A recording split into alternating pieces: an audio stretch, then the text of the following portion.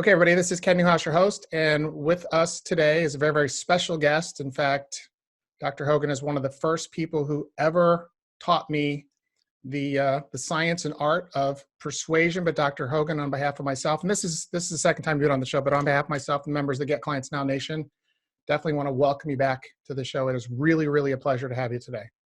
Ken, thank you. It is great to be here. It was fun talking with you about 2 years ago when I was overseas in Europe, and now I'm coming to you from South America today. So, yes, welcome, Dr. Hogan. If you try to pin this guy down, he's he's speaking and traveling all around the globe. I wonder how many frequent flyer miles that you have. Probably like a bazillion, I'm sure, at this point. So what? So if you could catch us up to one of the things I want to talk about today specifically is the article that I read that you wrote. Is just, you write a lot of really good quality stuff, but this one really jumped out at me, and I really wanted to introduce this to the nation because it's just that good. And it's the number one persuasion strategy that never fails, or the one persuasion strategy that never fails. But catch us up to speed before we start. What's been going on over the last, say, 12 months or so with you and your business? And I know you travel a lot and speak a lot. I do. I've traveled a lot. Those are true stories right there. So we'll skip that part. Did some philanthropy work over in Poland this year for Christmas. Raised a lot of money for some kids with disabilities, severe disabilities, and was really proud and pleased with how many of my friends and family, people on Facebook, everybody came through, and we raised a lot of money to help a lot of people. That was the highlight of the year for last year for sure. Nice. The Christmas broadcast, it was super. So that was great. Right now, we just released a success course. I've never done one. I've always hedged against this, because success is such a soft-sounding word. Like, how do you define that? So I figured, you know what? Let's just define it, and let's show people what really works, why people ultimately fail, and what is actually going to make a difference. How is it that you get to live the life that you want? You told me you're going to be taking some vacation time with family this week, coming up here right away. And, a lot of people can't make that choice. They have to put in 2 weeks ahead notice, or 4 weeks, 6, 8 weeks, and then you can do it. But when things go pretty well in life, when you really work hard, and you're on episode 341, Yes. This is wonderful. And that gives you the right and the opportunity to share that time with family and friends. So congratulations, by the way. Thank you. And so the success course is this huge, massive video course that we just put out, downloadable video. Really excited about it. It's going great, and very happy. And right now, I'm starting working on my next persuasion book. So that's a good thing too. And it's ironic that you talk about the number one persuasion strategy, because exegetical persuasion, which is basically exegetical is a biblical term for scholars in the Bible. Yeah. Exegesis means you're not putting into, there's no fake news. We're not putting anything out there. We're taking stuff I'm taking stuff out of a person and seeing what they want in a very cool way, and allowing that person to simply say, oh my gosh, I think I just decided on what I want to do. And because you work with so many people in the helping professions, it's actually ideal for your audience, and that's very cool too. Yeah, actually, I just worked on an episode where I talked about, actually I was doing a webinar. My brain is scrambled right now with all the things going on. Just worked on a webinar, and in the webinar, I talked about the internal decision-making process versus the external decision-making process. So I think this will probably dovetail, and I had no idea this will probably dovetail with the topic perfectly. And certainly some point throughout the show, or at the end of the show, or whenever you want to, why don't you do this? Give us a link to that now. It is for sale now, correct? Correct. How do we get that? Because I definitely want to, like I said, your stuff was the first stuff that influenced me, and it's super high quality stuff. And to be fair, you run your business how you want, but I think you're underpriced. I think your stuff is worth a lot more than you charge for it compared to some of the other stuff I buy, like from Kern or anybody else. But yeah. Definitely. How do we get a hold of your stuff? For the success algorithm course, just kevenhogan.com/success-algorithm. Okay. And that'll get everybody there. And then you also have a web store on your site? We do. It's store.kevenhogan.com. Okay, sweet. Thank you. Okay. And we'll mention this again, and then I'll put that stuff in the show notes. And guys, I'll just give you this. I don't do this very often, but when I do, it's because I believe wholeheartedly. So if you buy Dr. Keven Hogan's course, and I don't remember what the course costs, but you got me on video and you got me on audio. If you buy it, use it, you're going to either be able to say this was the most incredible best investment in a persuasion course that you've ever made. And if you can't say that, I will reimburse you for the course.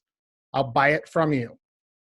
So you guys have that on record. It's that good. And I can tell you that without even seeing his new material, that it's that good, because he has never, ever once let me down. It's always been unbelievably just multiples of what I expected. And so I'm excited to see that. But Dr. Keven, what really led you to be, to took you in the direction that you're going now with your business and the new book and things like that? What's on the horizon for you? You said you're working on a success course. What led you to want to create that success course? What was it about? Oh, the success course. It's years ago, I listened and loved listening to Napoleon Hill, for example, and I had everything he ever put on audio. I actually have the very little video that was out there with him on it, and it was very inspirational to me.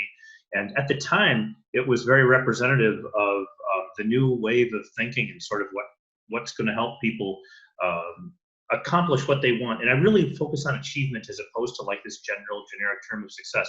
So when I think of your listener and your audience member, it's like they want results. And that's one of the reasons you asked me to talk today was about the persuasion strategy, which is right. One little teeny piece, pretty cool piece, by the way. It is. Persuasion, pretty neat. Nobody's ever done it before, which is nice. And I like that. But the success course is like that, except for on a massive scale.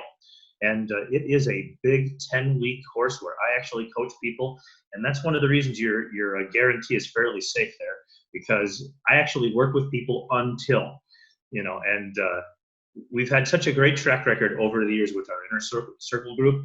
And I needed to, here's the secret. I needed something because I'm traveling so much. The last time I talked to you, Bulgaria, this time South America. Okay. So I needed something that I could actually do on the road, because I don't have the time in the United States right now to always end up in Las Vegas for our inner circle meetings. So we're sort of shifting. We're making a shift, giving people the success course sort of at the beginning of the inner circle group, and then allowing them to work with me more by telephone as opposed to the larger groups that we have in Vegas. And I miss Vegas. I miss being in the States, but I'm having a blast traveling and things are going good. So that's sort of was the way. It's like, okay, I have a challenge. We have a great system that's working. Inner Circle is amazing. But now it's like I have other choices. I have people I like to see on the road and traveling. And so how are we going to make that work for everybody and make it work a little bit better than what we had before, which was pretty doggone good all by itself. So that was the genesis of the whole project. Sweet. So let's talk about the persuasion strategy. And this, again, when I saw the number one persuasion strategy that always works, what's the difference when we talk about status quo? I want you to talk about status quo versus change. And I know there's a big dynamic that's occurring there, and it's important. And I think a lot of people overlook that. But so if you could touch on that for just a few minutes, if you could. Yeah, for sure. This is really super important. If your audience get this, that nobody's ever told them this before, nobody's ever shared this. People are very afraid of change from the status quo. We all know that, right? And everybody's talked on your show. I'm sure you've had somebody talk about comfort zones and things like that. Okay, so cool. So all that's great. But let's just think about status quo for a second. What does that really mean? It's like, I don't want to make any changes. Well, we know there's only two things that happen when you don't change. Either A, entropy is going to happen, which means things sort of dissolve, you pixelate right before your very eyes. So the insurance agent, to use something that is not maybe your audience, the insurance agent has 100% of his business that he has right now. And then 1 year from now, he'll have 90%. And after 2 years, if he does no new business, he'll have 81%. And after 3 years, he'll have about 72%, and all the way down to 0. So when there's no change in the status quo, we really aren't staying the same. We're experiencing entropy. Essentially, we're just vanishing into thin air right before everyone else's eyes. So when your client doesn't want to change, it's really important that they eventually, when you communicate with them, you have to share with them, they have to share with you actually, to make it perfect. They have to share with you the concept that if I don't change, things are only going to get worse. Change, of course, is terrifying. It's like change, however, is the only stable commodity that we have. For example, just think about this week. Last week in the markets, now this is all time dated, in 10 years from now, nobody will remember the coronavirus for anything. But it's a big virus that's happening now, the same thing as SARS 10 years ago, Ebola 20 years ago, and all these others.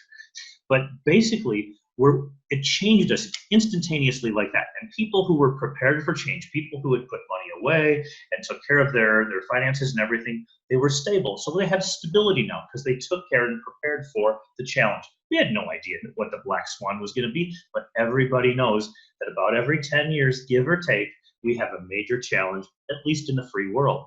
The free world being, you know, everybody who can hear this today.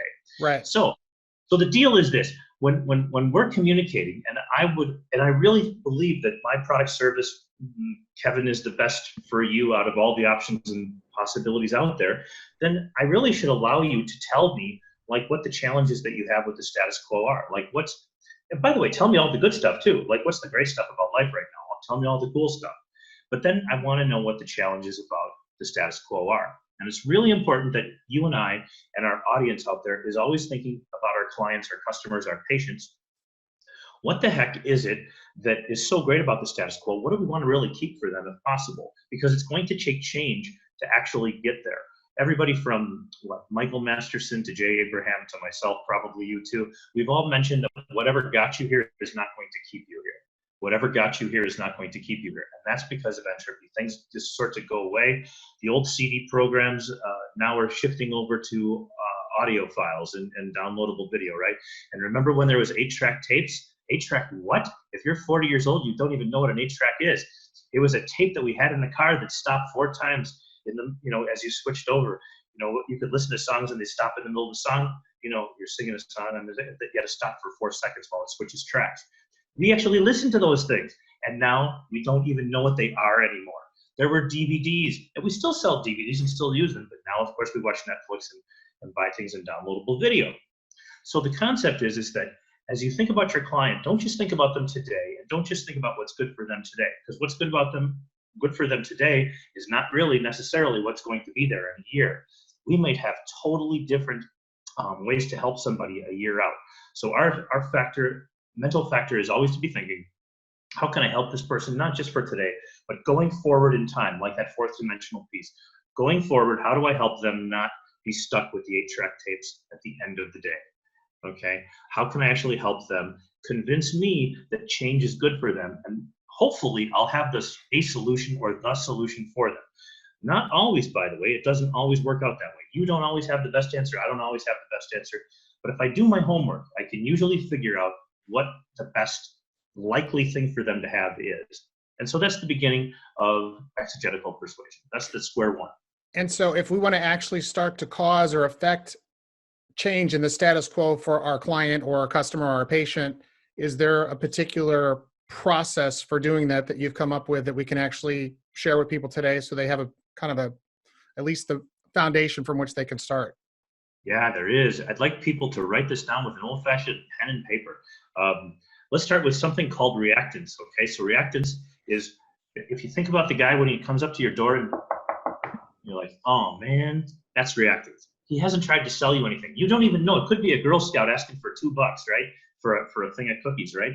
But whatever it is, you're like, oh no, it just kills you. You're like, I don't want to answer the door. It's gonna be terrible and evil, and I don't want to deal with the person. So that's reactance. And that's the fear that somebody's going to manipulate us, somebody's going to take advantage of us, somebody's going to take away a freedom that we have. That's the very first thing that every single persuader, every influencer, every doctor, every salesperson, every teacher has to understand is long before you get to what you want to teach the kid, long before what you want to do to help the patient get out of pain, there's a lot of stuff that happens before that has, like, we got to take care of that first. Reactance is the #1 problem we have because they don't want to talk to us. They feel safe if they don't talk to us. If I don't have to talk to Kev, I don't have to worry about buying something or doing something that he says. And if he tells me to do it, I'll probably get stuck doing it. So I don't want to talk to Kev today.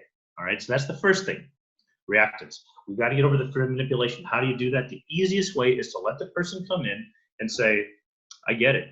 If I were you, I would be skeptical. That's where I would start. You should be skeptical. If you're not skeptical, you're crazy. You live in a world of fake news and facts that are this big and fake news that's this big. So it's okay. Be skeptical, ask questions, demand to want to know how you know that what I say is correct. Don't do business with me if you don't think I'm going to be valuable for you. Really hard to fight that. It's like, okay, That sounds sensible. So that's how we get rid of reactants. Allow the person's feelings you to get them. It's like, I get it. You don't want to talk to anybody. It's okay. Number 2 is resistance.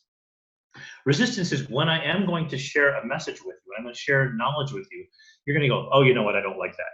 And people are always like, oh, but people are intelligent. They'll be willing to accept the opposite opinion.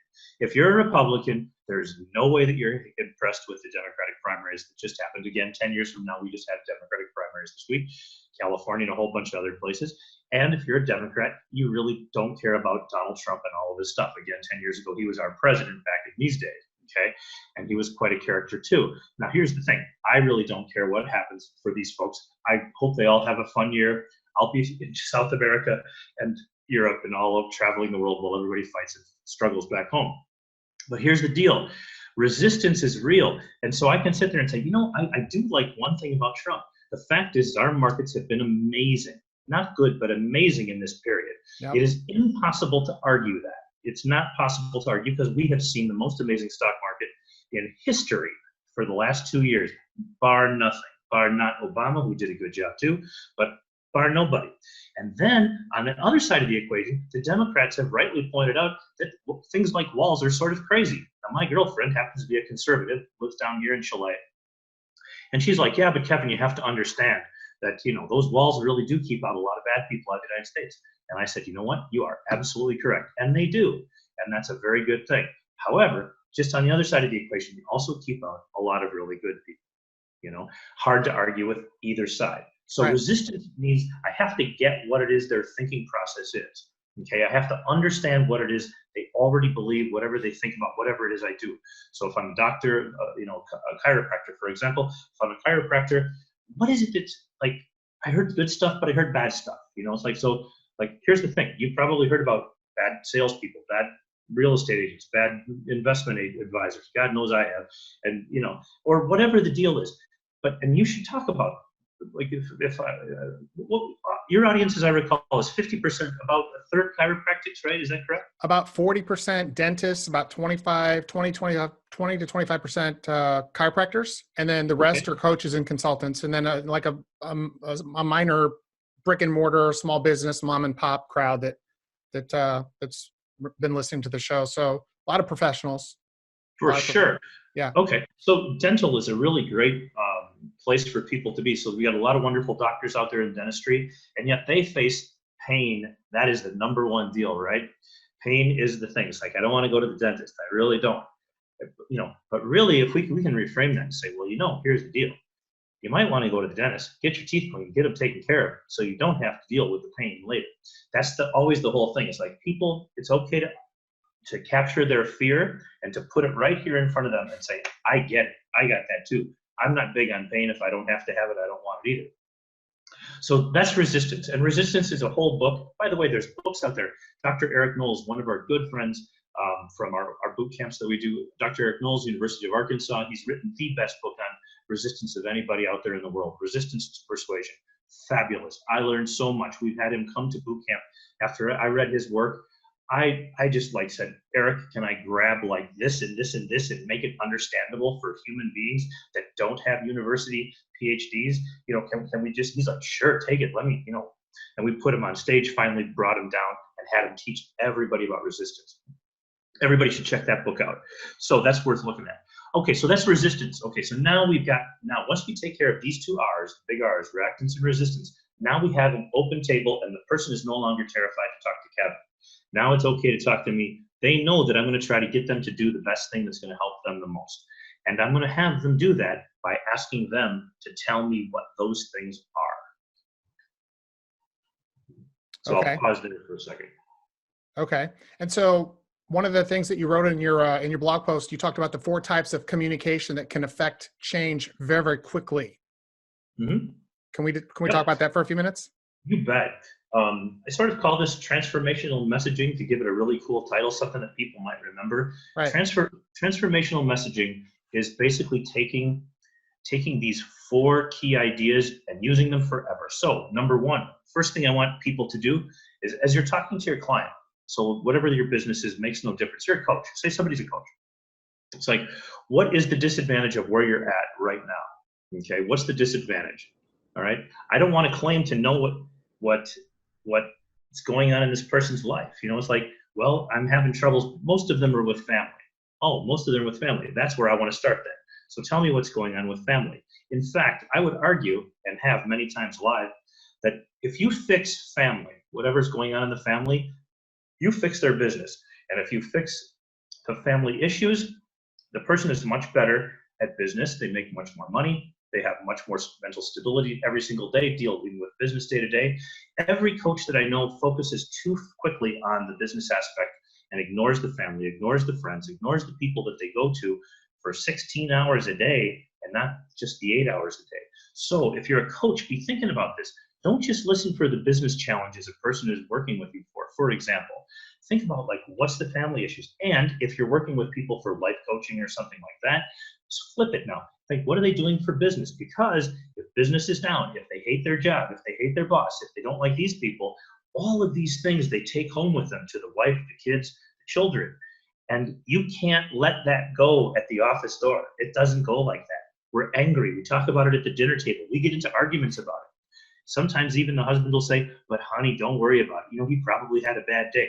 The worst thing you can say to somebody on planet Earth, he probably had a bad day.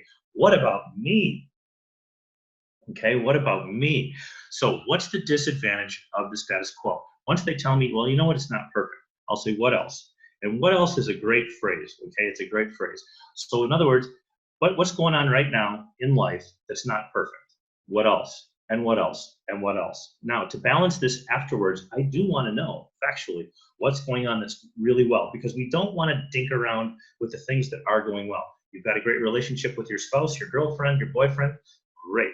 Let's keep it there, and let's not monkey with success. Okay? So can I ask you just a quick segue question in there real quick, and then I want to keep you on. So if we're digging about what's not going well for them, we want to maybe start with that, but we want to end on the note, if we're in this sequence, of what's going right for them, so that they don't enter into the next phase of questioning or interaction with us with a negative mindset. Or I really like to have as much, just like you're an interviewer and your job is to keep me straight and on track. As a person who, my job is to get audiences to all at the same time, like figure out the same end result at the same time. All right. So it's like juggling cats, I'm sure. Correct. So now it's like, okay, because I have to hit basically everybody's buttons and say, you probably think, you probably have considered, you probably looked at this, you probably thought about this, you probably worry about this. Like I tell everybody, let me guess, you worry about the way that you're going to change how money is going to come into your life next year, because it's going to be different than it was this year. Every single person knows this is a fact. It's just a fact. That's how life is. You're probably concerned about the health of someone in your family. Who is that person? For example, I'll ask the person to think from the front of the stage. You can ask this audience this question. Somebody's always sick in our family. Somebody's always unhealthy. Somebody's always in the hospital. Somebody always is going to run through challenges. And if we realize these are the human condition issues, then we never run over and we never forget about empathy. We never forget about the fact that, we're all going through stuff today. We're all going through hard times. It's like, we want to show the person, make sure they get that we understand, we love them, we care about them. And we want to show, like, I get what you're experiencing. I know that you're going through pain. I lost somebody I loved yesterday. Actually, a good friend of my mom's died today. It's like, and wonderful person. Thank you. And Janine was wonderful. God bless her. And she'll now get up there. So, and but it was tough to hear that. But it's like that story is in my family today. It's like it's all around, and it's really important that we all get like that people are going through challenges, pains, and when they see that, when they understand that we really get it, they change how they listen to us. Now they like, oh, you understand that somebody cared, like that Keven actually cares about this. So there's things that people experience that are common. So I'd like to start on disadvantages. What's problematic right now? What's problematic? By the way, it just says my internet connection is unstable. I'm really glad that it doesn't have something that refers to mental state. That's fine. Just so you guys know out there. Okay. It doesn't say that on my end, so you're good. Now, so yes, I'd like to start out in the negative and then in the positive. And here's the thing. In any persuasion communication, we don't want to just talk about positive rah-rah things, nor do we want to just touch on fear and pain. We want to give people a movie. We know factually from research, tons of research, If you ask people questions and ask them to share their movie with you, their wins, their losses, their fears, their triumphs, this is what causes people to connect with us. We actually connect really well with people that we have a little like, doggone it, I love Kev, but boy, he can be irritating when he talks about that. That's my client for life. That's my client for life, because I didn't just like pretend that everything was perfect. So number two, after we've talked about the disadvantages and some pessimism about the status quo, like what's going to happen? Like if we don't make any changes today, what's going to go wrong? Like if you don't go back to the dentist next week or next month or next year or 2 years from now, what's generally going to happen to those people? How challenging is it going to be? Okay, you don't have to go, but if you don't go, what happens? Okay, it's kind of going to suck. It's like, the teeth are going to look bad and we're going to have, all kinds of root issues and crown. Oh my God, it's going to suck. So we want to have people tell us like the pessimism. What happens if we keep doing the status quo stuff? Next, and by the way, we don't have to use the word status quo with the way things are going now. Right. Okay. All right. Just so everybody thinks, I use the word status quo, but you don't need to. Everybody else doesn't have to. They can if it's appropriate. Okay. All right. So next up, number two, what's the advantage of change? It's like, if you do want to take the time today and do something with me, so I'm your coach again. If you are going to use me as a coach, and if you're going to hire me for a year or 2 years or whatever the period is going to be, like, why would you do that? Why would you commit to that? What is it?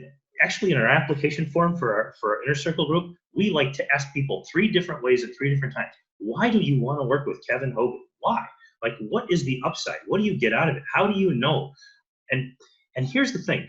I want people to convince themselves and me that it's the best thing for them.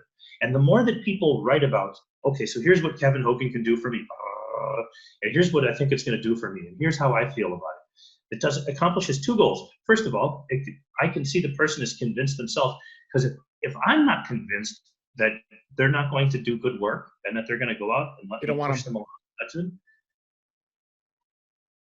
they're not going to be my great story for next year. Right. They're not going to be my rags to riches story. I want that person to be a rags to riches story. So it's like, I want them to do better. Tell me what is going to be the advantage of change. What's the advantage of working with me, of buying my product, my service, whatever it is. So that's 2. And this is super important that they do a detailed advantage, like what else, what else, what else, what else. Okay. What else is, again, one of the great questions. What else? What else do you get out of it? How far should we take that out? The what else? How far should we take that? Well, it's interesting because people never give you the best reason first. They give you like reason number 17 in their like something that's really safe. Like, so what would be an advantage working with Keven Hogan? Well, he did okay with books and I'm writing a book, so maybe I'll do pretty well too. Okay, great. That's number 1. Okay, but it's really number 17. I want to hear something that's a little more impressive than that. I want to hear this. As soon as I hear this, if I work with Keven, I know that he understands business because he's worked with so many different people. And I know that if he can help these people with this businesses or the government in Poland or the Catholic Church or whoever else he's actually been invited to work with who had nothing to do with him to begin with, I can't imagine that my little problem here of just my life and my family is going to be more than he can't help me with. Now I'm sold. And now when I'm sold, the chances are pretty good they'll be sold too. Right. So we've had this 2-way communication that breaks down. So as soon as you're compelled and convinced, like that's the one right there. Now I think we have each other. It's like they have me, I have them. They're my next success story. And from their perspective, I'm the person who's going to be their story. If I wouldn't have worked with Keven Hogan, this wouldn't have happened. As soon as I know they have that story to tell, I'm good to go. And that's where I'm ready. Make sense? Yep. Okay. And then the third thing is advantages are not the same as optimism. Advantages are not the same as optimism. All right. Now, optimism, we just talked about pessimism, right? The pessimism of the status quo. People who are only optimistic usually end up getting hit by trains that they didn't think were going to cross the railroad tracks. They were going to cross the railroad tracks and they thought the train would stop, but it didn't. So pessimism is really important. It's very important that we teach people how to be pessimistic intellectually. It's like, let's talk about those pessimistic pieces, but then we want to get to the optimistic pieces. So why do you think you can improve even though you haven't until now? Like, what have you done right? Like, what have you done right when somebody worked with you, like as a baseball coach or a football coach or a basketball coach or a swimming coach? Like, when did you do good with a coach? Well, actually, I did do pretty well with my swimming coach. Now, What did he do or she do that made you so good at swimming? How did you get to where you are? How did you get to 341 podcasts? Okay, that's the question I would ask you. It's like, how did you get to 341? Who was the person who made the difference? Because there's somebody out there that made a difference in that 341. That's a lot of podcasts. I've done podcasts with people who have done 20, 40, not many who have done 1,000, not too many. 341 is like top 5%. Okay, so why does Ken get to 341 podcasts? What is it?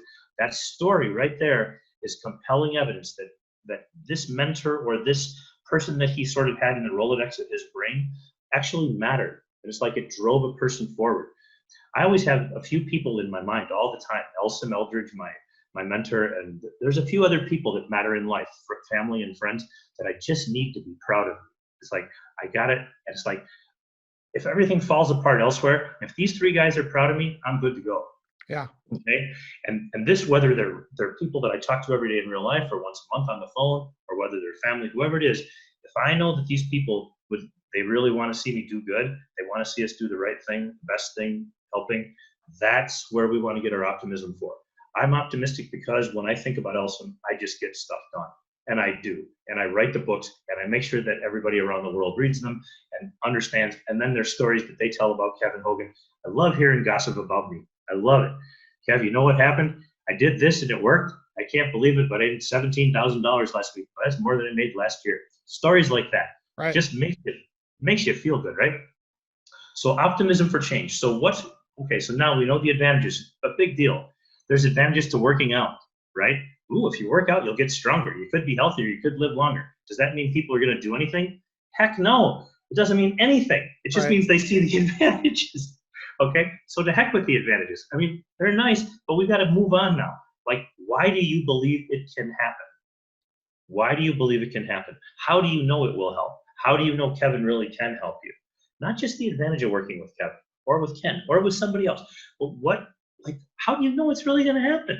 Like, when have you had a similar experience? And I love the similar experience because if people can sort of draw the parallels side by side, and they can see Keven with Michael Phelps, the swimmer, or whoever the person is side by side with Keven, they can sort of put them together and go, oh, you know what? They're kind of alike. I can see how that actually would work. Keven can be kind of tough on people. Michael Phelps' swim coach is a really tough dude. The guy says, okay, do it again and again and again and again and again. And it's like, as soon as you're number one, you can stop, right? All right. And that's kind of like what it's like to work with me. It's a real pain in the butt. It's like, that's okay. You failed. I don't care. Go. Again, carry on. Good job. Let's make a tweak here. Adjust this, adjust that, adjust this. Now go back. But Keven, am I not a failure? No, you're not a failure. Just failed. It really doesn't matter. 341 podcasts, 10 of them were terrible. Some were, Ken. I'm probably sure more than 10 were terrible. More right? Than 10. Yeah. 24 books I can point out too, but I've not done it, that I wasn't very happy with. I was like, I really wrote that? I could have done better. Could have done better. Yes. All right. For real. But overall, pretty happy about the results because I had good mentors, which is a great thing. So that's optimism for change. That's how you want to think of it. It's like, why me? Why should this person work with me? But I can't tell them. They got to tell me. Like, how do you know this is going to work? When have you had a similar experience with somebody? How is that like me? How is that connection happen? We got to tie that together. Have them tie that together for us. Don't suggest it. Let them suggest it to you. Say, why else? Why else? Why else? And as soon as the one that's like this comes up, that's where we stop. Stop on the real reason, the best reason of all. The very best reason. Finally, number 4, the fourth piece here is the intention to change. All right, now just think about this for a second. We've got the disadvantages of why life is not going to be so great 5 years from now if we keep doing what's going on today. Number 2, we've got the advantages of the change that we're going to do with this person, whatever the change is. Number 3, we have the optimism because working with Keven or Ken or somebody's going to be really cool. And I like that, and they're going to be tough on me, and they're going to make sure that I win the gold medal. That's good. But even so, even with all of that, if they don't have intent, it's still intellectual knowledge. It's still just intellectual knowledge. They still know that going to the dentist is logical. They still know that working with Keven would be smart. They still know that working with Ken will make them a better coach. But here's the deal. Here's the deal. Will they do it? And how do I know? And what can I do Like, so now the question is this. Now, every coach should ask this question because I ask it for every client I have, and every client will watch this, okay, that I have. So here's the thing. What do you want me to do if I work with you? What permission do I have? How hard can I push you to succeed? Now, That's this a great implies question. we have the implied relationship, right? Yes. So from the old sales perspective, like the old school days, this basically is saying, so we basically put the person into the car, right? Or bought the puppy dog, get the puppy dog's home now. All right. The puppy dog's home. But what we've done is we've taken these marginally ethical tools and we just flipped everything to be 100% ethical. So the person tells us everything that they want us to do. So now it's okay. Now, what am I going to do? Okay. I'm your dentist. What the heck do you really want me to do? How often do you want me to take your x-rays? Well, I don't know. How often should I have them done? Do you want me to tell you? Never answer the question. Get permission. Okay. Do you want me to tell you? Yes. Okay. Well, you get them done twice a year. I don't know what the right answer is, by the way. I have no clue. I'm not a dentist. If I was, I would have the answer. But let's say it's twice a year. Okay. So here we are. So now I say twice a year. That's what is the best thing because that's how we can stop problems from happening. So you keep a full set of teeth over the course of your life. Cool. Next up, what else? What else is in there? Like, why else do you want to change? Like, why do you want this thing to happen? Why do you want to make this extra money? After all, it is just money, or is it? Or is it like, what does it mean to you? What is having that egg when the next bad thing happens? Like, how can that save your family? How could that help you? And by the way, this last week, 10 years from now, so they know, we had a 10% drop, a 12% drop in the stock market last week. I'm old. I don't remember a 12% drop in the stock market in 1 week, and I've been invested since I was a kid. So what the heck? Like, that's terrible. So if I have 12% of $100 means I have $88 left. Right. 12% of $1 million means I have 880,000 left. Wow, 880,000 means I have a little more money to make some more mistakes with. $88 left doesn't give me much room for food, right? So it's like, have the person continue to tell us what is their intent. Why is this so important that you do this? Why are we even having this conversation? Why do I know that you're going to accomplish this? What do you want me to do to push you? What do you want me to do to nudge you? How often do you want us to follow up with you? Okay, I'm a dentist. How often do you want me to follow up with you? Do you want us to write you 4 times a year to remind you of your appointments? When we drop you a postcard in the mail, do you want us to put your name on it? Okay. Yeah, of course. Why not? Why wouldn't you? I don't know. I'm just asking. Okay, so now they've given me permission to give them the postcard. All right. So again, old school sales techniques, we turn them into 100% ethical, 100% perfect, 100% client-centered based. And now the person is telling us what they want. And by the way, when the client says, don't you dare email me, Kev, because God, that would suck, and I don't want to talk to you by email, then we don't email them, right? It's like we respect whatever the client wants, and we give them 100% of what they want. Exception comes, of course. Well, because I want to be a millionaire next year. Now, I do have a story like this, a few of them actually, like Dan Young up in Alaska, who went from $60,000 to $1 million in 1 year, 1.1 million in a year. That's nice. A great story. Yeah. But let's be honest. Dan, God bless him, I love him, but he's not my typical story, as I tell everybody. That doesn't happen typically. It does happen, but not typically. So we got to remember that. And by the way, that's a nice little sales tool too from the old school. It's called flagging. Okay. I mentioned something, the very best, well, that's not the very best case. That would be probably Tanya or some of the others. But when a person goes from 60,000 to $1 million, that's creating a flag, like setting a flag on the top of the world or on the moon. It's right. Like, that's pretty cool, right?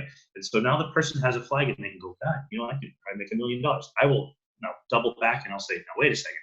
Don't think that's going to happen to you this year. And of course, then they'll have to kind of sort of think about it, which is kind of cool because now the person's actually going to start pushing themselves up. Yeah, you might be able to do pretty well. I could do all right. God, what happens if I do okay? What happens if I did make it? Yeah, my wife would be proud of me. My kids would be proud of me. They'd be telling everybody. We'd have a house that doesn't, like, the windows work. It's like, whatever the deal is like the person's mind will start moving a little bit. And our goal is not to push. We don't need to ever push again. We do exegetical persuasion almost 100% of the time. Now, once we've got the person's intent to change and they've given me permission to push them and to nudge them along at a pretty hard rate, I feel good. And I'll say, okay, we start now. Okay, this is the beginning of your first session. Let's go to work now, like right now. And this is where we begin. And then we set up our schedule and we go forward into how we're going to schedule time. We schedule their time so they have their time. We tell them, if you're a dentist, it's like, okay, here's the deal. Sugar, no problem. A lot of sugar, problem. Okay, so let's just get that part set. It's like, yes, you can eat sugar, of course you can. No, you don't want to have a lot of it because you'll pay a price. Whatever the things are, we're going to now tell them we're going to lay out their future for them. Right. And then we're going to have them look at that and go, tell me what on here is going to work for sure. Will this work? Will this work? Will this work? Will this work? Will this work? Will this work? Kev, I think it's going to go. Pretty damn sure? Pretty damn sure. Really? Like guaranteed? Like you say it? It's like this, and I always use this example. I say, if you say, honey, I'm going to the grocery store. I'm going to the grocery store. Does she say to you, oh, Ken, I really believe in you. I really know you can do it. I know you can get to the grocery store. And please remember to pick this up because I know you're the best. And you'll do it. And I know you'll succeed by getting to the grocery store. Kev, where are you going? I'm going to the gas station. I'm getting the gas. It's like, I really believe in you, Kev. I know you can do it. You can make it to the grocery store, the gas station. Could be the same thing if you go to Holiday or Super America, right? So I know you can do it. I really believe in you. Okay. I don't ever want to hear stuff like that. I want to hear, yeah, okay, have a good day. I'll see you in an hour. Bye. That's how I know the person's ready. Yeah, I can do this. This is not hard. I had my client, George Athan. George Athan is an author in New York, one of the smartest men I've ever met in my life. This guy is smart. And he said to me one day, he says, you know, Kevin, I could probably get somebody to ghostwrite this book for me, The Client Machine. Right. And I said, let me ask you a question. When somebody meets you, do you want them to meet like a guy from Kansas, or do you want them to meet like you? Kev, I want them to meet me. I go, why? He says, because I'm me. I'm the best at this. I said, then why would you hire somebody who's not the best to write your book? Good point. Right? Yeah, good point. You know? It's like you are the product, man. You are the product. Absolutely. Don't let somebody white label your book, man. It's not you. I love who you are. You are the toughest person I know in the world. You make people do stuff. It's like, you write the book. He wrote it. It's an awesome book, by the way, The Client Machine. People can buy that too. Doggone, it shows you how to get clients. It's pretty cool. Sweet. So this, skip a few things, guys. Remember the old days? Some of the old school stuff we found out didn't work. So skip the yes set. Yeah, that's one of the questions I was going to ask you. You mentioned in the article that asking your prospective client or your patient or your customer, using those questions that are designed to generate the multiple sequential yeses to help you in the sales process is probably like a bad idea. Let's talk about that for a minute. Yeah, for years, conceptually, the idea is great to have somebody sharing things that they agree with, but actually they're only agreeing with what I'm saying, okay? So it's sort of like being in church on Sunday or Saturday or whatever day you go to church, and now I went to really conservative churches when I was a kid. So in the audience, when pastor said something, you said amen, right? Yeah. It was like, it said, may it be so, basically, is what the deal is, right? I'm a devout Baptist. Well, I'm a born again Christian, but I've been going to a Baptist church for 25 years. So yeah, that's what I grew up with. So this is great now. So here's now Seventh-day Adventist here, right? So now here's the thing. So yes, you say amen, and we give the guy affirmation, but here's the deal. We also have something called testimonials in our churches, right? Yeah. Like, not only do we say amen, like we agree with you, they say, come on up and tell the story, dude. And it's like you're up there, you're like, well, here's the deal. I was reading the Bible one day, and I kind of figured out that this is the right way to go. And he's like, and then what happened? And then what happened? And as soon as he knows he's got the testimonial that he needs for his people to get, Kev got it. If this poor man can get it, anybody can get it, And now, but he didn't ask me a yes set. He didn't ask me a yes set of questions. He had me tell the story. Right. And he said yes. He told the story, and the audience, the congregation said yes, right? Mm-hmm. So conceptually, this is where I want all of the people listening to the broadcast to be. I don't want you to say, so would it be a really good idea to own a 2021 vehicle this year? Yes, I think it probably would. Would it be a good idea if that was a Lexus? Yes, it probably would. Would it be okay if it had 4 wheels on it? Yes, I think it would. Okay, there comes a point where people go, I remember, I read about this sales tactic. It's terrible. Kevin's being grotesquely, unfavorably manipulative towards me.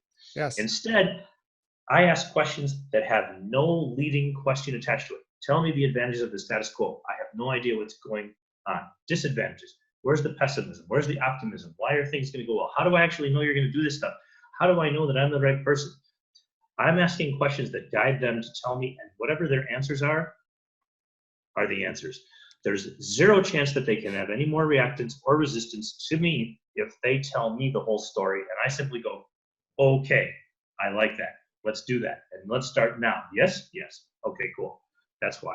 This is all internal decision. We're every bit of this, correct me if I'm yes or yes, this is, you're generating the internal decision process in your prospects with the methodology that you've created here, correct? That's absolutely correct.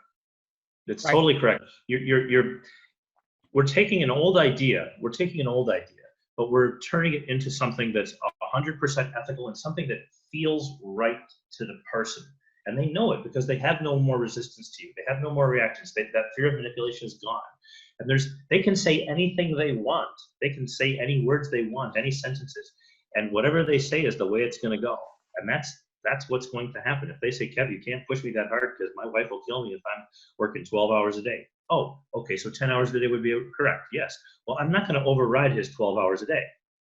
I will, however, talk with his wife with him on the telephone in the second appointment. I'll say, I got a question for you, for the wife. I say, what do you want to do, your husband to do for your family that's going to change your family's life?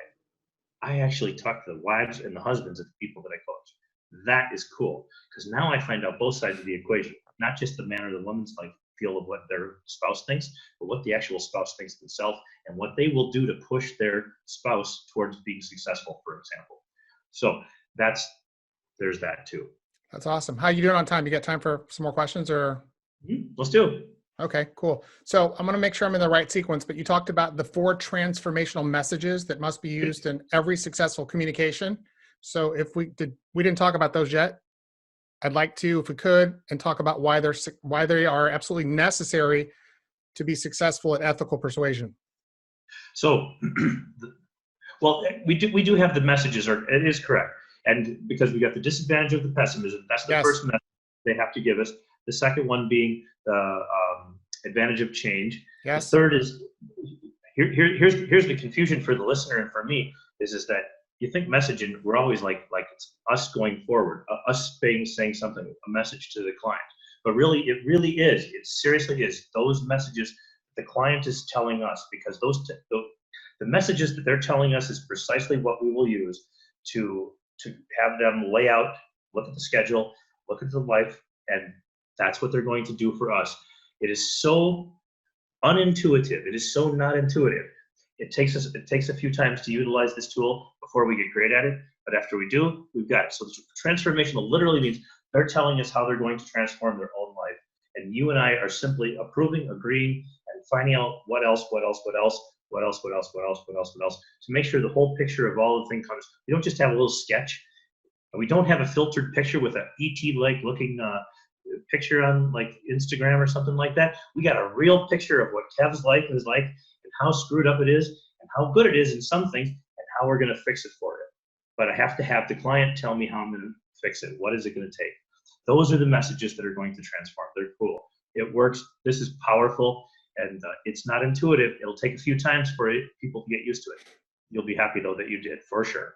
You know, this is one of the first things that I remember using that I learned from you, and you definitely didn't go into it in the kind of sophistication that you're going into it now, or the depth. But one of the questions, and this was way back when I was in practice, one of the questions that I used to ask patients, and I was set up so that I could do this without fear of losing anyone, is the marketing system I had set up really put super qualified people in front of me. But one of the questions that I just love to ask was, take a minute or two and tell me why I should accept you as a patient and how you're going to benefit by being my patient. And literally, when I was terrified to try that. And when I first did it, people were trying to convince me, because I said, hey, listen, I've got a limit. I've got more people, which was true. I have more new patients coming in here than I can fit into my schedule. And that's by design. I can't accept all of you. So I need to take the people who are going to benefit the most from my care. So take a minute or two, tell me why I should accept you as a patient. Tell me how you're going to benefit from being under my care, how it's going to improve your life. And boy, would they come up with some just great stuff and convince, they literally were, I would watch the lights come on. They were convincing themselves that I was the best and obvious choice as their doctor. And I do that now with clients too, just like, and I want to give you credit for that, because it's definitely something I learned from you a long, long time ago from that DVD course, or actually CD course that I bought from you Wow, that's been 20 years ago, maybe? It's been a while, I bet. Yeah, I still have it. I still have it. My favorite, some of my favorite tools are from the early days, like, Psychology of Persuasion. Simple book, just a good, simple book. If people want to start something they can breeze through, they'll highlight it a lot. You know what's funny, Ken? I did a gig in Warsaw, no, in Wrocław, maybe 2 years ago now, almost 2 years ago, and we had about 4,000, I want to say 4,000 people in the audience. And at the end, they had 250 people that wanted to come and shake hands, get autographs, right? So all these people are coming. It was really cool, very humbling. And then one guy comes up and he's got a stack of books, which are all dog-eared with Post-it notes all the way through, all of them, stacked like this. Nice. Got his wife. And I said to everybody watching out there, we were done with the event. I'm signing autographs. The place is clearing out, but there were like 200 people waiting, to come up and talk. And I said, you know what? This is the guy who's going to be a millionaire next year. The photographer yells up at me. She says, actually, he was our top #1 salesman in the company worldwide. He's more than a millionaire. Nice. So he's actually putting rubber on the road. Yeah, he's actually putting action to it. So you got time for like 2 questions? Absolutely. Okay, you talked about the primary problem with the methodology or the strategy most of us are using to try to persuade other people. What is that primary problem? I think we've kind of covered it, but I want to ask it more in a direct that. You've definitely given the answer to that question already. We're trying to convince or persuade. Yes. I think the thing of it is this. I want everybody to have like possible solutions for the client, whatever they need. They should have, it's sort of like, in disaster scenarios, somebody's got cancer. Do you want to do chemo? Do you want to do surgery? Do you want to do both? And I really think that people need to be informed of other possibilities. I think this is the one mistake we make as salespeople, as marketers, as people that are coaches, as people that are advising people on a professional level, is that sometimes our own opinion gets in the way of success. Because, yeah, I'm right most of the time, for sure. And so are you. With your patients, you're right most of the time. But at the same time, it never hurts to listen to what the patient, like what they're telling you. Because sometimes they actually give you information that's pretty helpful. Like, I did do this, I tried this, and it didn't work. And you're like, but that really should have worked. Well, here's the deal. Nocebos are powerful, right? And so if the person believes that this medication, I've had people, I still work with people, psychology, right? That was the background. To this day, I still see people for psychology, maybe for therapy, I don't know, 2 people a month, maybe, if it's a very special case or something like that. And they will tell me something that will often surprise me. Kevin, I tried that medication, it didn't work. I'll be, well, there you go. Stuff doesn't always work the way I think it will. So what do you think will work? Well, and then they tell you, right? Now, whatever the deal is, if their genetics are wired for placebo response, positive placebo response, and that's what this comes down to is their genes, it's like, I'm going to let them try their placebo. It's like, let's integrate that into this plan. Let's do that. And so if the client has something, Kev, I really think I should be buying silver instead of gold. Kev, I should buy rhodium instead of silver. Kev, I should buy platinum. Look, it's precious metals. They've gone up. We told them a year and a half ago, this is a really good time to buy $1,200 an ounce, right? It's like, Black Swan's coming soon to a theater near us, and it did, and we're at $1,600 now. So it's a 25% increase, and it's not going to get crushed. So the deal is if they want to buy silver, let them buy silver. Okay, it's okay, it's close. If they want to take Klonopin instead of Xanax, if they want to take hydrocodone instead of whatever, if they want to use this tool instead of that tool, if it really isn't going to make that much difference, if it's likely to have, like statistically likely to have the same result, the very placebo effect that they think that it's more valuable, and the fact that they told us the stuff that didn't work, that saves us a lot of work. I'm not going to replicate what somebody else did that didn't work, right? I don't want that. So instead of just saying, and sir, this will take care of every problem you have. It slices, it dices, it does all these wonderful things, and you can drive it home today. Maybe we just ask a few more questions. Values elicitation is a pretty cool thing. We know from surveys, actually the Huffington Post, I used to write for them. I was the only relatively conservative person that actually ever wrote for the Huffington Post, I think. And I really enjoyed the experience. I really did. It was great. And I learned a lot because they do good research over there at the Huff Post. And it'll drive you crazy, by the way, after a while. That's why I just past tense. But nevertheless, I did get something good out of it. And what I found is that when you ask values elicitation questions, you actually program the person's mind to believe it. So if I say to you, for example, you know, Donald Trump said that this is blah, blah, blah, blah, blah. Now, everybody that reads the Huffington Post is going to hate that tomorrow morning. But if I find the same sentence and I find where Barack Obama said it, and I say, you know what Obama used to say? Blah, blah, blah, blah, blah. Same doggone sentence. Same sentence. Almost everyone agrees. So here's the thing. When we ask questions correctly, attributing things to the people that we know are their heroes or the people that they desperately hate, we almost guarantee the response that we need by putting the emphasis to the person who is evil or good in their mind. And that's a pretty darling little tool. By the way, that's a bonus. But people test that out and play with those things a little bit. That's high level stuff. That's like black belt, 21st degree black belt stuff right there. That's pretty good. Totally true. What about the golden key, Dr. Keven? You talked about the golden key and how a lot of times we're just trying to sell solutions or offer solutions to our clients, customers, or patients, and they want more than that. They need more than just a solution to their problem. Can you talk about that for a few minutes? Yeah, wow. This is a forever conversation, but let's just nutshell it. The nutshell is this. People want something, right? They want to be out of pain, for example. They want to have more money so they can afford to go and take the wife to, a really fun vacation trip that you're going to take, right? So they want something. But part of the thing of my job is to make sure that they get both, two things. What do they want and what do they need? So it's sort of like dealing with kids, because all of us really are old kids, okay? Yep. I don't know a lot of people who say, I'll ask people all the time, people always say, Kev, how old are you? I'm like, you wouldn't believe me if I told you. You just wouldn't believe it, okay? So I go, you'll have to Google it, all right? I go, here's the deal. I feel 17 just like I did when I was 17. It's weird and it's crazy, but that's the deal. That's what I think. And they'll go, really? You feel like you're 17? I go, yeah. I go, how old do you feel? They say he's 50 years old.